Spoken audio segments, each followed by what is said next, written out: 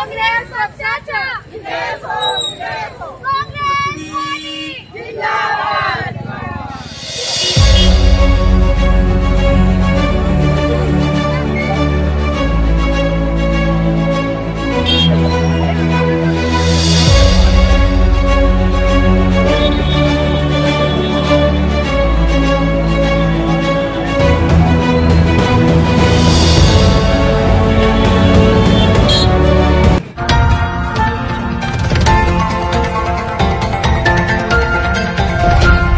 महाराष्ट्राच्या सरकारनं आणि भारतीय जनता पार्टीचे जे आज मुख्यमंत्री आहेत देवेंद्र फडणवीस यांनी जाहीर केलं होतं निवडणुकीच्या मध्ये की शेतकऱ्यांना बोनस डीबीटी आम्ही 25,000 रुपये देऊ, परंतु त्यांनी 25,000ही दिले नाही।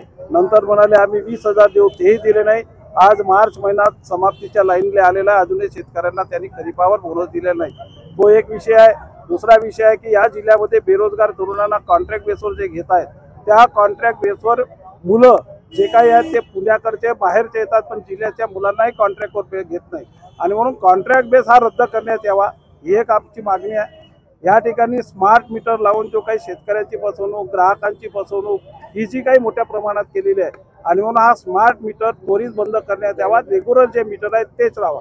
राहिला प्रश्न थेप केसच्या नावाखाली ते मोठ्या प्रमाणामध्ये दंड आकारतात। थेप केस म्हणजे काय? त्या ग्राहकांना काही चोऱ्या केलं का? मग चोऱ्या जर केलं असेल तर तुम्ही त्यांना पहिल्यांदा नोटीस का दिले नाही? कुठलाही नोटीस न देता कोणाच्याही घरी जाऊन त्याचा मीटर काढणं आणि त्याला थेप केसच्या नावाखाली दंड करणं हे सुद्धा बंद करणं हे काळाची गरज आहे आणि म्हणून तो एक आमचा या ठिकाणी मुद्दा आहे। या ठिकाणी महागाईचा रेशो मोठ्या प्रमाणात वाढलेला आहे, त्याच्यावरही कंट्रोल अजून या सरकारने केलेलं नाही। असे विविध मुद्दे घेऊन जे शेतकऱ्यांना आता 8 तास फक्त लाईन देत आहेत, रब्बीची फसल लावलेली आहे, टेम्परेचर कंटिन्यू वाढत आहे, 8 तासामध्ये कुठलीही लाईटवर फसल होऊ शकत नाही आणि म्हणून शेतकऱ्याचा मोठ्या प्रमाणामध्ये या नुकसान होत आहे। तिसरा शेवटचा मुद्दा आमचा आहे धान खरेदी केंद्रावर ज्या शेतकऱ्यांनी धान दिलेलं आहे त्याचे पेमेंट अजून झालेले नाहीत, हे पेमेंट केव्हा करणार हा महत्त्वाचा मुद्दा आहे। असे अनेक मुद्दे घेऊन आज आम्ही कलेक्टरच्या मार्फत SDOकडे आम्ही त्याचं निवेदन देत आहोत आणि ही मागणी करण्यासाठी म्हणून या ठिकाणी धरणे आंदोलनावर आम्ही बसलेलो आहोत। महाराष्ट्र प्रदेश काँग्रेसचे अध्यक्ष सन्माननीय हर्षवर्धन सपकाळ यांनी पदभार स्वीकारल्यानंतर महाराष्ट्रामध्ये देवेंद्र फडणवीसची महायुती सरकारने जो अराजकता माजवली होती आणि विरोधी पक्षामध्ये असलेले शिवसेनेचे एकनाथ शिंदे आणि शरद पवारचे अजित पवार यांना सोबत घेतल्यावर त्यांना वाटायला लागलं होतं की महाराष्ट्रामध्ये विरोधी पक्ष नाही, या लोकांचा आवाज म्हणून कोणी समोर येणार नाही, त्याच्यामुळे आपण जेवढ्या अराजकतेने काम करू आपल्याला कोणीही बोलणार नाही आहे, अशी अराजकता माजवण्याचा प्रयत्न देवेंद्र फडणवीस, एकनाथ शिंदे आणि अजित पवार यांनी केला आणि त्याला विरोध दर्शविण्याकरता महाराष्ट्र प्रदेश काँग्रेसचे अध्यक्ष हर्षवर्धन सपकाळ यांनी संपूर्ण राज्यभर 3 आणि 4 मार्चला जिल्हा मुख्यालयी धरणे आंदोलन देण्याचे आदेश दिले होते। त्या आदेशाच्या अनुषंगाने आज गोंदिया जिल्ह्यामध्ये सुद्धा आज आम्ही धरणे आंदोलन दिलेले आहे।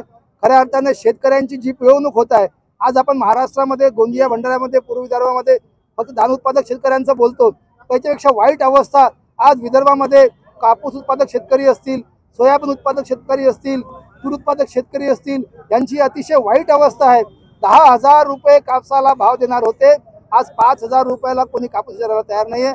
सोयाबीनची अवस्था तर अतिशय वाईट आहे, 3,000 रुपये क्विंटलनी सोयाबीन लोक विकत आहेत। तुरीची अवस्था आपण बघितली असेल, तुरीच्या डाळीचे भाव खाली आलेले आहेत, आज तूर 80 रुपये किलो, 90 रुपये किलो तूर विकत आहेत। नाफेड खरेदी करायला तयार नाही आहे, पैसे द्यायला तयार नाही आहे।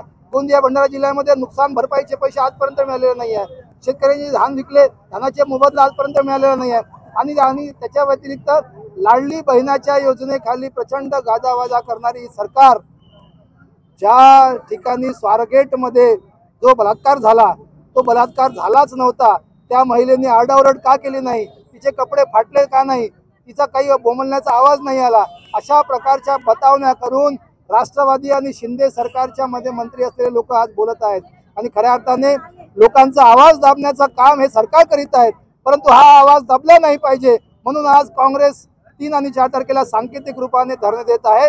पुढच्या काळात सरकारला हा काँग्रेसच्या माध्यमाने इशारा आहे, जर यांनी लोकांवर असा अत्याचार करण्याचा पुन्हा प्रयत्न केला तर काँग्रेस रस्त्यावर उतरून वेळ पडे प्रसंगी कायदा सुव्यवस्था ढासळेल याची जबाबदार सरकार राहील, पण काँग्रेस रस्त्यावर उतरून लोकांना न्याय दिल्याशिवाय राहणार नाही। अब आपकी समस्या तूफान की तरह सरकार तक। न्यूज़ प्रभात मीडिया।